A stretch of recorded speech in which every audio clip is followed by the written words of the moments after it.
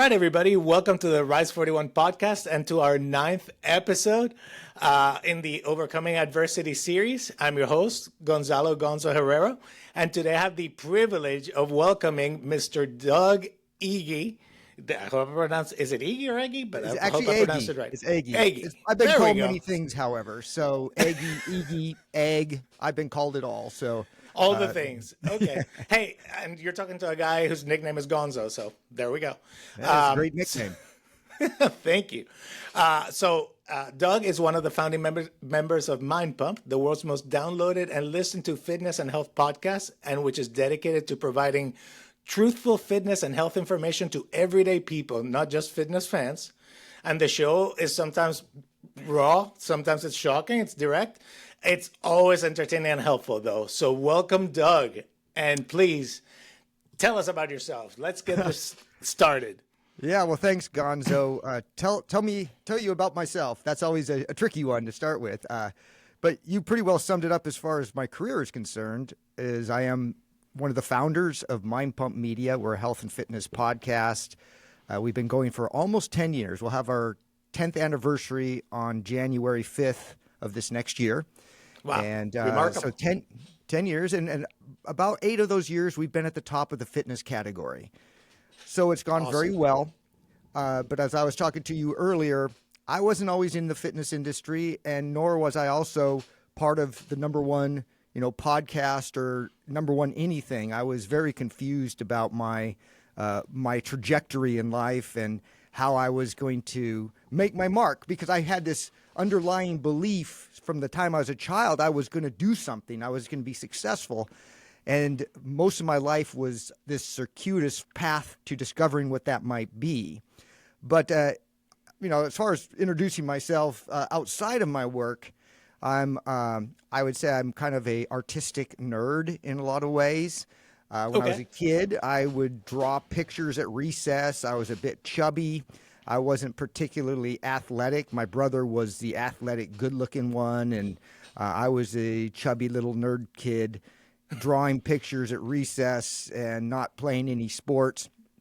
But I did get interested in fitness when I was a teenager, so that became a lifelong interest of mine. I'm also a father. I have an 18-year-old daughter. She is Best quite job a there girl. is. Yeah, fantastic. She's back in town for the holidays, and I had dinner with her last night, and so she's been obviously a godsend, if you will, for my life. For sure. They change us, right? They put things in perspective and help us crystallize things, for sure, once you become a parent. And interestingly enough, she's not my biological daughter. She came into my life as a baby, and I assumed the role of father. And I didn't even know if I was ever going to have children of my own. And had she not come into my life, maybe I wouldn't. But the fact that she did come into my life and the fact I was able to be her father has been a blessing, in that obviously I have this amazing relationship with this young lady, but it's also shown me that I have within me a love that I had never known I had before. And that was a real blessing. I would have missed out on that had I not had this opportunity. Yeah, and that's amazing too, like how it changes, like we said before, like your perspective, and opens up a whole.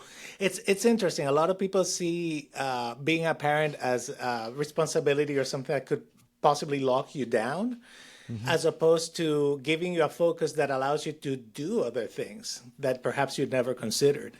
Well, absolutely. And that's what that sounds like. I mean, and the reality is, being a parent's tough. Being a parent is going to require sacrifice. It's going to make it so that you can't just, shoot off and take an international trip anytime you want to do it. So you are locked down, but now you're thrust into a different realm that you otherwise would not experience. And that's, taking your kid to school, that's feeding them, that's doing everything that's associated with having a child. And, now, and it also forces you to not be so self-centered and self-focused. And that allows you to develop as a human being. And a lot of us don't want to develop that. Right. I have maybe a bit of Peter Pan syndrome in that I want to stay young my entire life, and this forced me out of that to some degree. Now, I'm not going to say that it's entirely gone. I still have that zest for life and want to do a lot of things and want to stay young. I mean, really, that's why I've had partially a fascination and interest in health and fitness, is because I am trying to beat the clock in a way. I know I can't, obviously, but you can do a lot through lifestyle. So it's interesting you mentioned that, because that's probably one of the reasons how I found the podcast and you guys, and your team. It's the idea of fitness, not just from the aesthetics and the just the health thing, but starting to look and think about longevity, about the long-term goal. One of the things that you guys often share is thinking of training or becoming better for longevity versus, say, performance, which I think a lot of people who may not be as involved in health and fitness have this idea of, these high-performance athletes being extremely healthy. And they are, in a way, but their health and performance are not the same as what you and I are thinking about when we're thinking about, like, training for that longevity, right? To be able to play with our great grandkids, hopefully, right? That's the goal. And that's one of the things that Mind Pump, by the way, for our audience here, check it out, because this is very important, and it's a very different way of looking at it rather than looking at that whole influencer, kind of mindset, if you will. It's bringing out how important health and fitness, how that correlates to life and affects everything in your life in a positive way. So thank you guys for doing that. So, all right, Doug, tell us, after all, this podcast focuses on overcoming adversity and like helping people be inspired in new things. So if you could share something. I mean, being a dad voluntarily like that is already pretty inspiring, by the way. Well, but any other stories that come to mind? Well, I mean, talk about overcoming adversity. I would not say I've had like a lot of like adversity in my life that I would say, oh man, I lost my father when I was young, or, right, I was abused, or anything like that. I grew up in a very safe environment. My parents were married 66 years. They were always good parents. And so I grew up in a very safe, comfortable environment. However, a lot of the adversity that we have in life is self-imposed. And a lot of it, I think, comes from, not being in alignment with your true purpose, if you will. In other words, you're trying to do things that really aren't yours to do, if that makes any sense. So in my case, for example, I always had this vision that I was going to be successful. Right. And the way I thought I'd be successful is I was going to do something special and people were going to love it. And that was going to create a bunch of people who wanted to give me money, if you will. Okay. Hey, but, the bare bones are there. Yeah. I was going to do something. I felt like I had that potential, but I kept trying to do things to realize that potential that I just didn't feel aligned with. I felt the only reason I was doing them was because I was trying to make this money or trying to get recognition or trying to do one of those things. And it just didn't feel aligned with myself. And if you're not, I feel if you're not aligned and passionate with what you're doing, there's no longevity there. If you're just going for the quick buck, there's no longevity there. And I did a lot of that throughout my life, just trying business ideas and just really doing it with the thought that I'm going to make money. But gotcha. Nothing about the business was something that inspired me. And so it was very transactional almost. Like, yeah, if I put in this, I'll get out that. Rather exactly. than... Okay. And I think all this transactional stuff started when I was pretty young. So as I mentioned before, I was a very artistic kid. And I loved to draw pictures. And I was very interested in film and animation and things like that. But when I got to high school, I also wanted to be popular, and I wanted people to like me. And so I kind of put aside all those things. I mean, I played the trombone, and I quit band like in the 10th grade because I didn't want to be part of the band kids, you know. I wanted to be part of the cool kids, which in hindsight, I was never really part of the cool kids, but I mean, we do what we can, right? In the moment with what we know. Yeah. So so I started to live my life for other people, essentially. And then when it was time to go to college, instead of pursuing something that I would have been really interested in, such as art or maybe even architecture, which would have been a good career, I thought, well, what can I make money in? And so I had a couple brother-in-laws. One was an engineer, and he had his MBA. My other brother-in-law was a CPA, and he had his MBA. And they'd both done really well because they had ended up starting their own businesses. I figured, well, maybe I should be an engineer. So I started in the pre-engineering school at the university, and I hated my classes. And after a year, I quit. I mean, there's no way I could do that. I hated it. So then I said, well, maybe I should be a CPA. And so I went into the business school. And I actually did finish the accounting program. Did have also a double concentration. The other part was marketing, which in hindsight was far more fascinating to me because marketing is far more, if you will, artistic. Creative. Absolutely. Creative. You have to be creative. Yeah. But so once I got out, it's like, okay, I have this accounting degree, this marketing degree, and I have no idea what to do. So again, not listening to myself and listening to my own heart, I followed in my brother's footsteps, and he was in sales. And come to find out, I'm not a great salesman. All right. But I kept trying. Right. And so I went from one sales job to another. And by the time I was like 25 years old, I had a job at a Chevrolet dealership selling cars, and I did okay. I wasn't horrible. I did okay, but it definitely wasn't my passion. I knew it wasn't my future. And I was really at a crossroads in my life. I had no idea where I was going. I had no idea what kind of career would be suitable for me. I was always told as a child that the arts were like, kind of a pipe dream, that you would probably never go very far with those. And so I never really thought that was even an option for me because I had this vision for myself that I was going to be successful and make a lot of money. Right. But like I said, I was at a crossroads, and I was, quite frankly, depressed.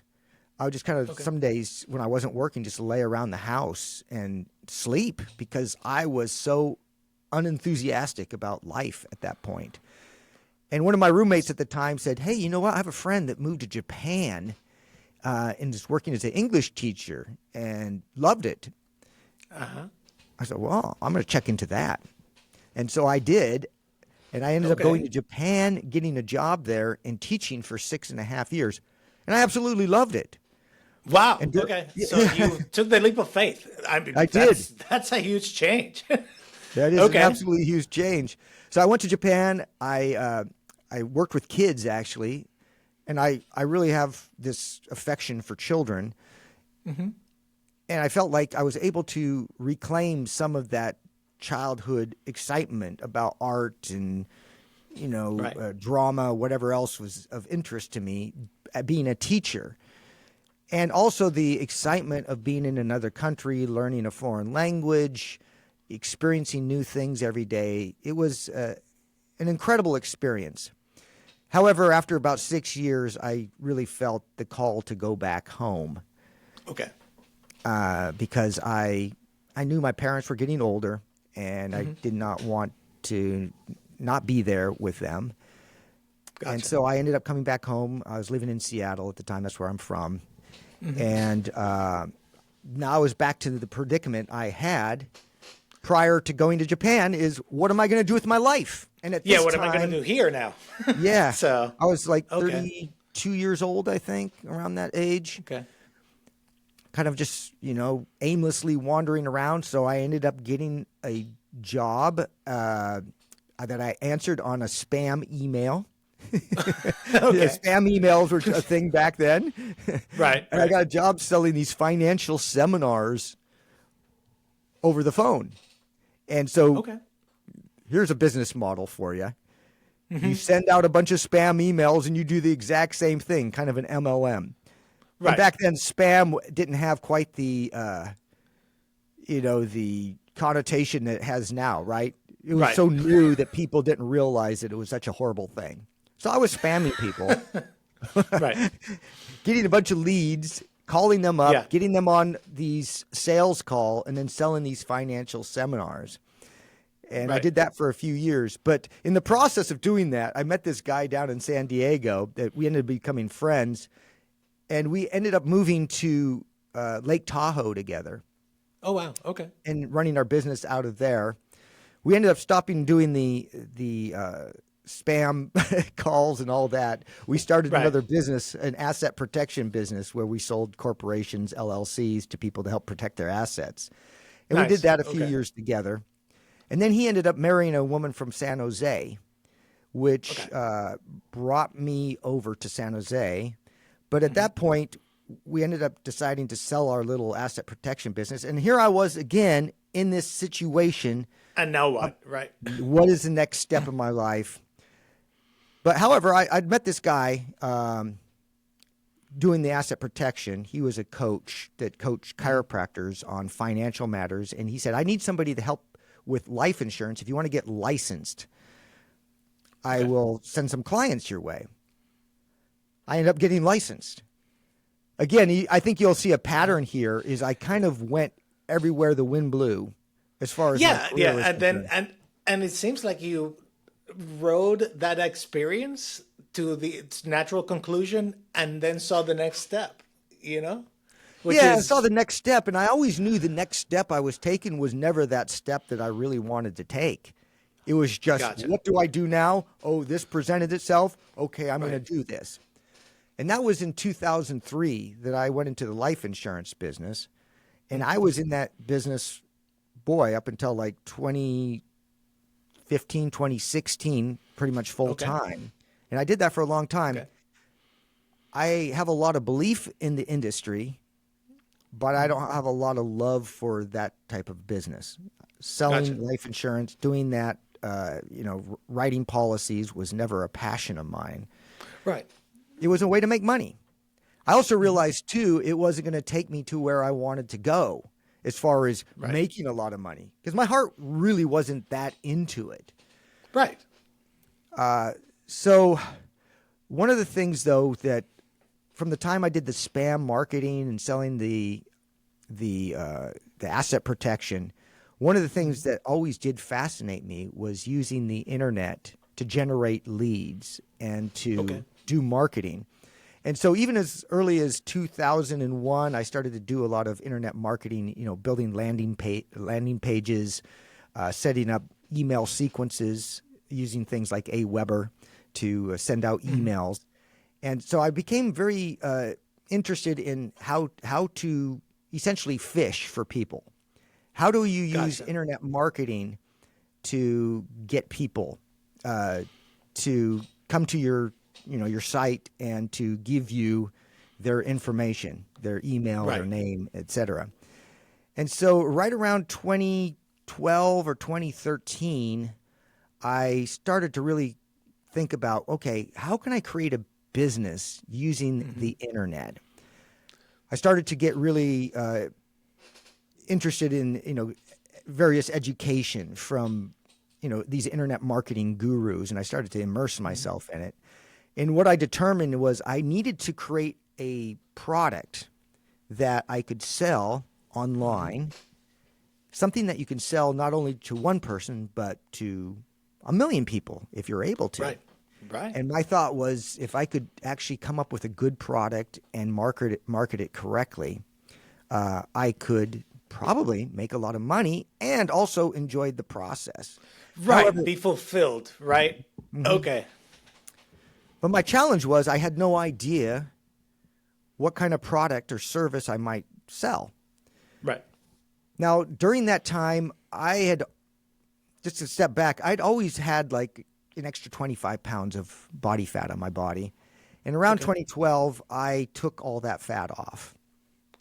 And I had made a determination at that time I was never going to put it back on.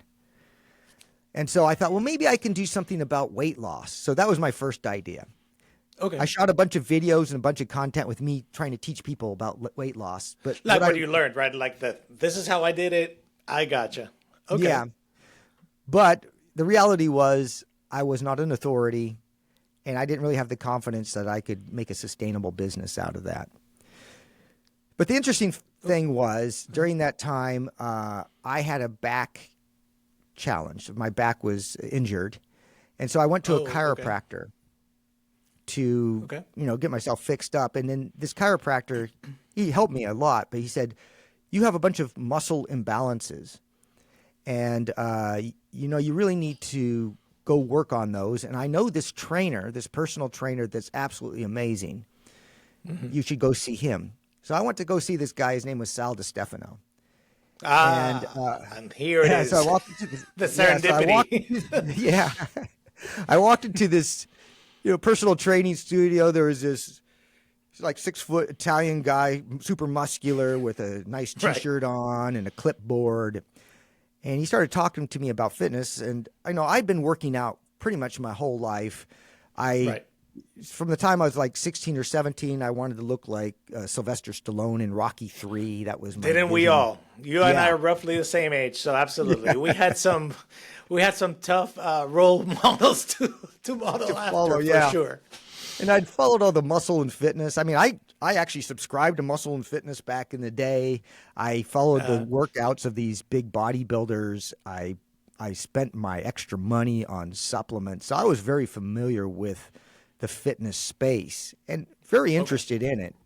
And off and on throughout my entire life, from the time I was a teenager, I had worked out, and I've been very interested in like nutrition and supplements and that type of thing. However, I just was also very discouraged most of the time about the results I was getting. So I meet this guy, Sal DiStefano, and he walks me through this assessment, and he goes, well, we're going to start working out twice a week, and you only need to do your full body each time. And it should only take about 50 minutes to an hour to work out your body. And that was very counter. Yeah, I was everything I had learned, right, about muscle and how to build it. But obviously what I was doing before wasn't working because I was never getting that Sylvester Stallone body that I was trying to achieve. Right. So I took his word for it. And I started working out with him twice a week, doing a full body. And I felt like, man, can't we move faster on this? Shouldn't I be training the failure? Shouldn't I be working out harder? Because intensity, that's the message. It's what gets you. Yeah. Yeah. That's the message, that the fitness industry has put out for such a long time, is that more is better. But the reality is no. All you need to do is, as Adam says, is the least amount to elicit the most amount of change. There is a minimum effective dose. You go beyond that dose, and your body goes from a adaptation phase to a recovery phase. And when you're in a recovery phase, your body's just trying to get back to baseline. You're not adapting. You're not growing. Right. So I started working out with Sal, and we, of course, talked during each of these sessions, and he was just a wealth of knowledge. And the knowledge that he presented me was so counter all the muscle and fitness stuff I had heard. I just was blown away. Is this really true? But my body was telling me, yes, it is true. I was starting to see. So you saw a response. You saw results. I saw results. Following his logic. Okay. Yeah. I saw results that I'd never seen before. That got my wheels turning. So one day I'm working out with Sal. I said, listen, I've been working on internet marketing stuff for quite a long time. I've used it for my life insurance business. Mm-hmm. I am looking to create a product that I can sell online, and I think you would be the right front person for this. For all these years, I thought, well, I was going to be the person. But then I realized, you know what? I don't need to be the person. I just need to be the person behind the scenes if I have the right person to work with. Right. And he started to think about that. Then one day he comes into the studio and goes, I have an idea for a product that we can create. It's a workout called MAPS. And let's call it MAPS Anabolic. And so we created this program. He wrote it up. We spent weekends filming it for a long time because we could only get into the studio, his training studio, on Sundays. So I would come in with all my equipment that I had down in my basement. I'd lug it in. Some days we were shooting green screen stuff, so I had to put up this big green background. I put a lot of energy in trying to make this thing like really good. Sure. It's kind of something I've learned, since that time, is this concept of version 1 is better than version none, in that you should get your product out quickly. So I spent a lot of time trying to make everything perfect, when in reality I could have probably done something far less fancy and had just as good a result and would have been to market much sooner. Yeah, the idea of the minimum viable product versus the perfect product, right? Yes. So come to find out, the product we made has been redone like 3 times since then. So it's never going to be the perfect product up front. Right. Anyway, so in October of 2013, we finally launched the program. And we sold a few just through our own network. But obviously, it wasn't flying off the shelf. I didn't know much about Facebook marketing, etc. So I was having a bit of a challenge getting the word out there. So this idea of like, okay, I'm going to sell 1 million of these things became a harsh reality. Is like, well, you're going to sell 1 million of these people of these things to who? Right. If people don't know about it, and then if they also don't even have any idea about how effective it is, how are they going to even know that it is something that they want to buy? There's a lot of noise out there, especially in the fitness space. For sure. So that was a harsh reality. We went to a marketing seminar down in San Diego during that time, and there was this woman there. She was an expert in Facebook ads, and so we ended up hiring her. We also created another program that we could have as our what we call a tripwire, something that we could sell for a very low cost, so that people would actually buy something of ours, see that it was great, and then want to upgrade to our next program. So we made a program called the No BS 6-pack formula, which was really focused on building, a 6-pack abs. Right. And so we started to sell that with this woman who did the Facebook ads. And we started selling quite a few of these No BS 6-pack formulas. And then I had this very elaborate back-end sequence through Infusionsoft, which was this software that I spent a lot of money on to try to upsell these people to this MAPS anabolic program. And so for about, 6 months or so, we were doing this, and it was obvious that this was just not taking off like we'd hoped, but we still had a lot of faith and belief in it. And for me, this whole thing was not only a way to make money, but it was a project that was very close and near and dear to my heart. It hit my interests on all levels. So I was able to be artistic. I was using photography, videography, audio production, marketing. It was in the fitness space. So this was really a passion project for me because it was doing the things I loved. The life insurance was the way for me to pay the bills. But this, man, if I could do this hits everything. Now I know where I belong, right? So I was very So you found the missing ingredient that gave you that passion then. Yes. So I knew I was in the right area. I just didn't know how to take it to a broader space. I figured at the time is one of the things that we didn't have was a really good sales video that would tell people exactly why this program was so unique and so valuable to them and why they should buy it. So we wrote this script and we ended up filming, and this took several weekends because it was all green screen and so on. Super pro level, or as much pro level as you can, all the bells and whistles. Okay. Yes. Yeah. I was trying to make this thing super professional, super convincing.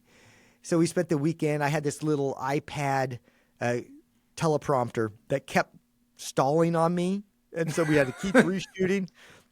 It was so frustrating. But we finally got it shot. I actually didn't edit that video myself. I sent it out to this guy where was it? It was in Hungary to do all the editing. Okay. Yeah. I got him online. And he actually did a fantastic job. when I got the video back, I added music to it, and we started to put that out there, But again, we were faced with this challenge is how are we going to get people to see this video?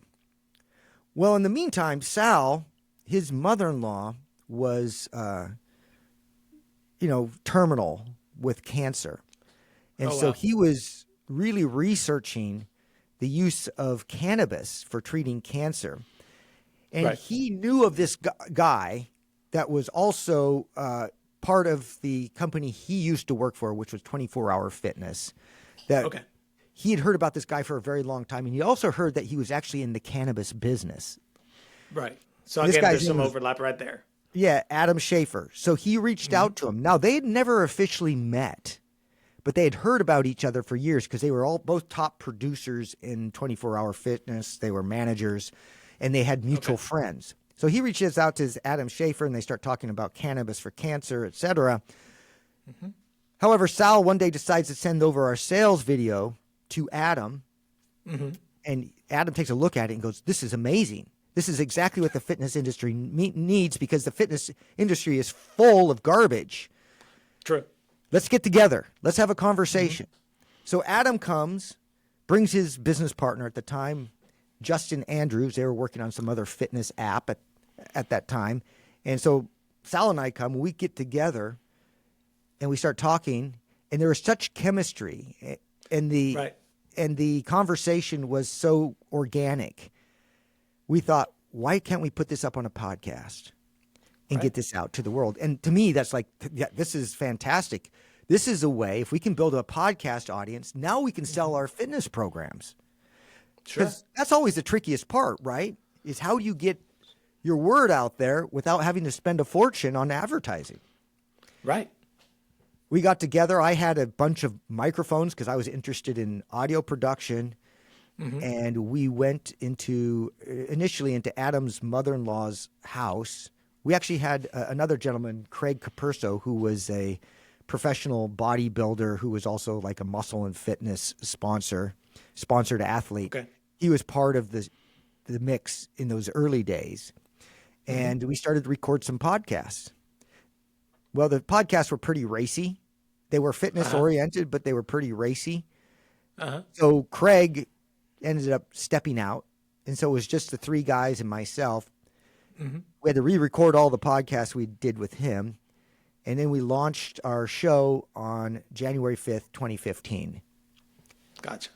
And as they say, the rest is history. The podcast 10 years, grew. and look at this. Yeah, the podcast grew. We started to sell the MAPS fitness programs, and now we're selling tons of those things. So again, I said it's a circuitous route to me getting to this point. Most of my life chasing other people's visions for myself, if you will, rather than following my own heart and doing those things that I was passionate about. However, I don't regret doing any of the things I did in my life. Obviously, life is a series of decisions, and they take you down a path.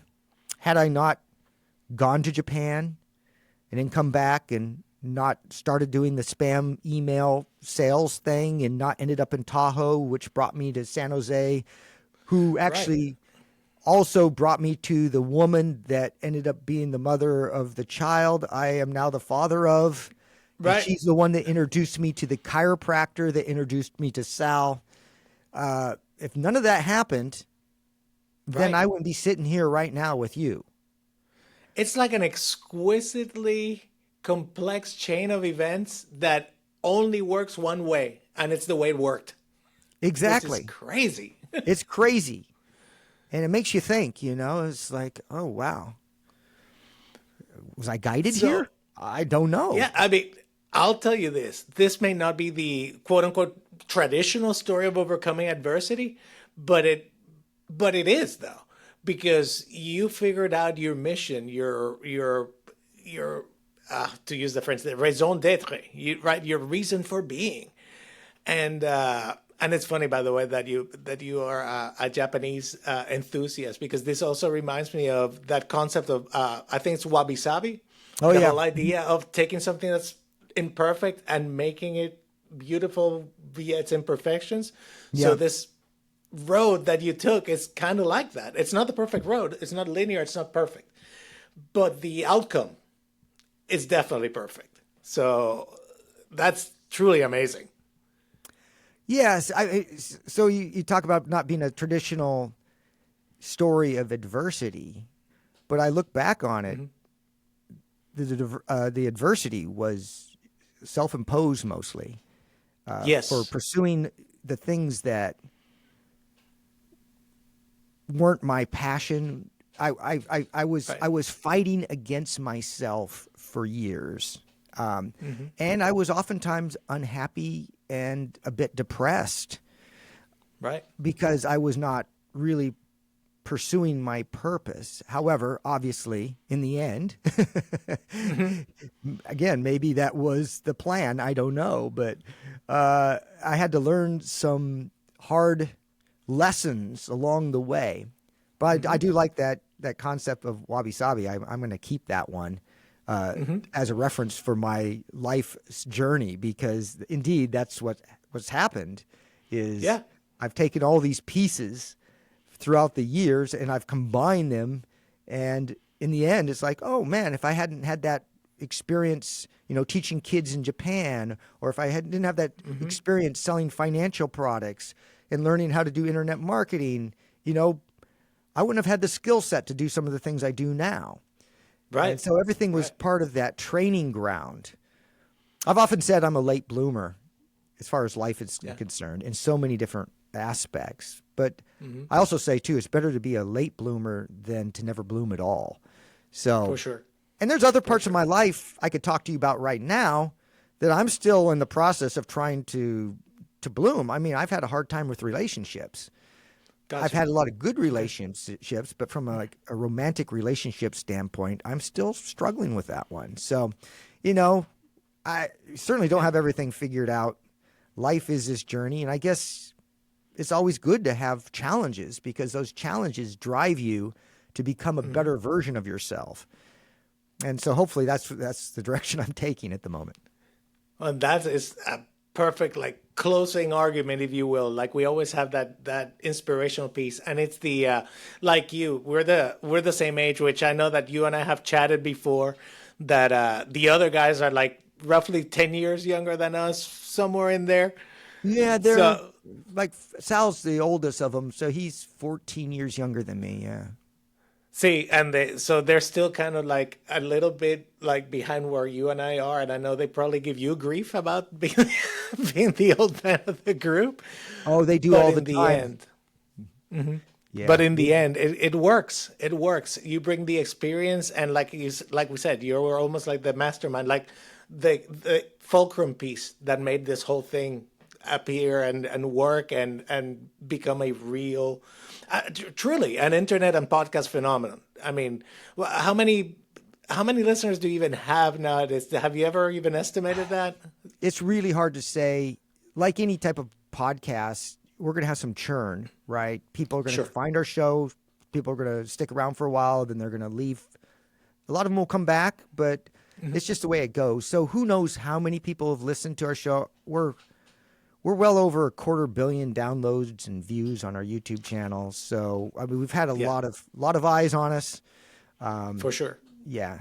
And you have a very dedicated fan base too, I should add. And I think the reason for that is you guys speak your truth and the truth as you understand it. You share it. You don't sugarcoat it, and you make it accessible to the everyday person. Unlike a lot of people, like you were saying, in the fitness, in the fitness and health industry, where it becomes some people obfuscate or exaggerate or make promises that are not exactly accurate. You're bringing this to everyday people, which is how I found you guys, by the way. It's the same thing. You guys helped me with my own transformation. So. Oh, excellent.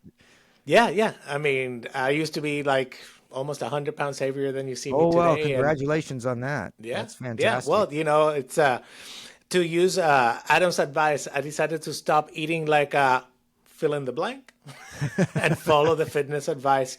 And to this day, by the way, MAPS Anabolic is my favorite of all the courses that I've tried. And I've tried more than a few of you guys. They're great, but Anabolic, man, that thing is for the Gen Pop, it's incredible. It's just incredible. It is. So, It's the one I go back to over and over again. I've probably done it over 20 times, maybe more. yeah, I mean, I it's keep just that cycling good. back. That, and then I'm really in love with our MAPS 15 program too. Yeah. That's the advanced version is the one I typically do. So, I mean, I've done a bunch of our programs too, and I like them all. But what I discovered, especially at the age that we're at, is obviously less is more. And again, it's all about Seriously. doing the minimum amount to elicit the most change. And I like to work out, but I'm not a fanatic.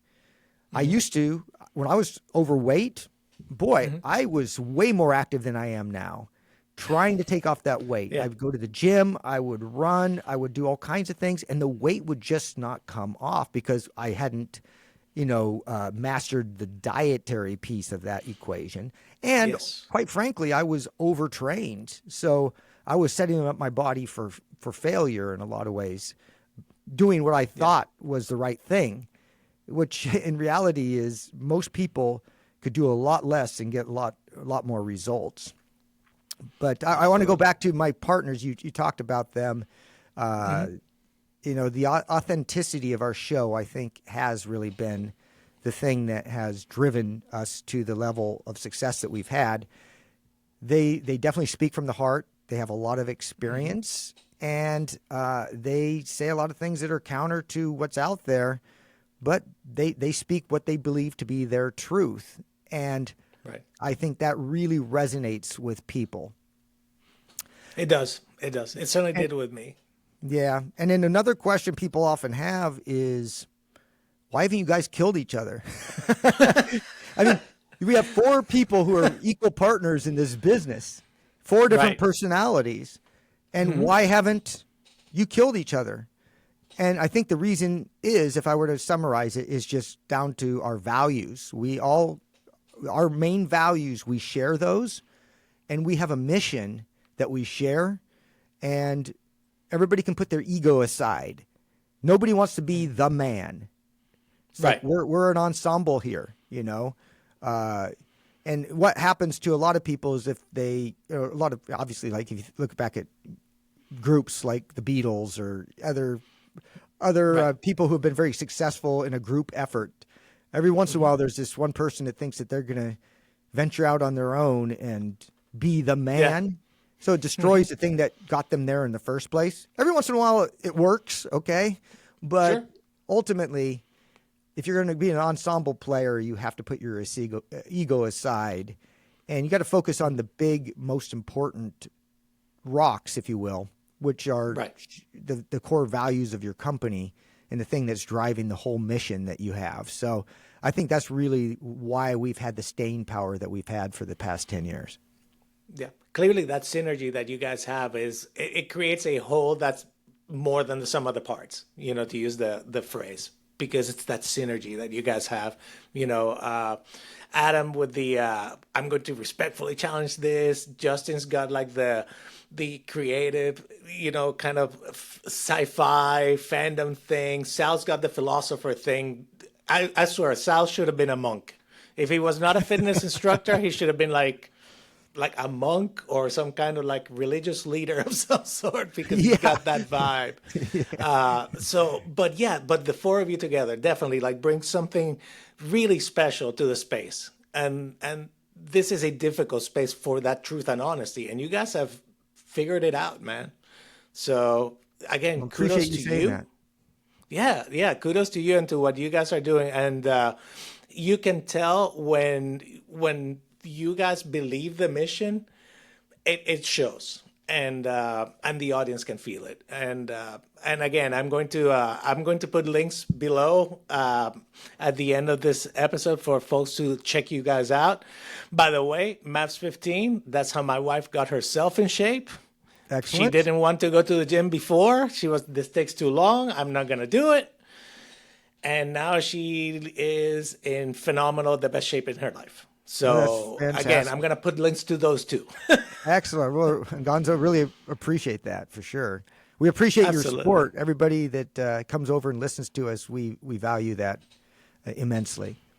Absolutely. And I should add before we go that Mind Pump also supports a forum and a community on Facebook that's phenomenal. So if you're somebody who's looking into fitness, health, and really a positive group of people to share your experience as you travel that road, by all means, please check them out there also.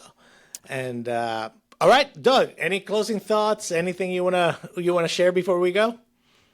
I mean, I hope my story has some impact, if you will, in that. Yes. I think there's a lot of people that are going through life and they're not 100% sure the direction that they want to take. And I know how frustrating that is. However, just stay the course. Definitely be mindful of what your heart's telling you. And just realize that what you're doing now is you're stockpiling experience, you're stockpiling skills, if you will. And those you can take into the future. So, I mean, like I say, it's better to be a late bloomer than a never bloomer. You have to persevere, I think, ultimately is what you have to do. I love that. The path of purpose, may not be the most direct path, but it's there if you want it. Is what I'm getting out of this, which is great. Which is great. I mean, to get kind of esoteric, I think we all do have this purpose. I don't think we're here just to take up space and breathe the air to just exist. Create garbage. I don't think that's why we're here. I think we all have some type of purpose, and I think our life is kind of spent trying to find what that is. Some of us find it way earlier than others. Yeah. I had a friend in high school that knew exactly what he was going to do. He was going to be a doctor, and he stayed on that path, and now he's like a plastic surgeon down in Malibu, Wow. He knew from a very early start, that was his calling. And so he's done well with that. But some people have that. Some people have that, but boy... Me, I was like a ship without a rudder for so much of my life. And yet you found yourself in a pretty nice port now. I did. So I do feel very blessed and fortunate. And I really appreciate you having me on today. Absolutely. And thank you for sharing your time. I know, I can imagine how busy you guys are. And I feel it's a privilege to have had this great conversation, and the message you're sharing, like you said, that it doesn't matter when you find your way, if you want to, and you take these experiences and make something bigger out of them, is a phenomenal message, and it is a phenomenal message of perseverance and resilience and success ultimately. Yeah. So, and I think underlying all that is this concept of seeking. Kind of that seek and you shall find type concept. Yeah. I mean, you have to keep seeking. If you're not satisfied with where you're at right now, you can't just like hang it up. It's like, I didn't have any real success financially at all until I was in my 50s. And, I could, in my 40s, it's just not my destiny. I'm just going to, settle and do what I'm doing now for the rest of my life. But no, I had this drive to keep seeking and keep exploring, and you have to keep doing that, no matter how old you are. I think it keeps us alive too. It helps us keep us alive, having that purpose. You hear so many folks who retire and then they kind of eventually decline very quickly because they've lost the purpose. So that ability to, no matter what, every day wake up with a purpose, with a direction. I'm going that way. Yeah, they're having a youthful mindset. A childlike mindset. My mother's 92 years old, and she is fantastic. She does not believe she's 92 years old. She's out in her garden. Wow. She's out shopping at the Goodwill, looking for bargains. She has so many things. She has such a zest for life, and and it shows. She's healthy. She's happy. Yeah. And people are shocked to learn that she's 92 years old. Yeah. It makes all the difference. All the difference to have that mindset, especially as we go on, because time does go in one direction. We may as well enjoy that ride. Yeah, absolutely. So. All right, Gonzalo. All right. Thank you so much. Well, thank you so much. thank you so much for sharing all that. And to our viewers, thank you for watching. Remember, assess, adapt, overcome, get better. And this is Rise 41 signing off. Thank you, everyone.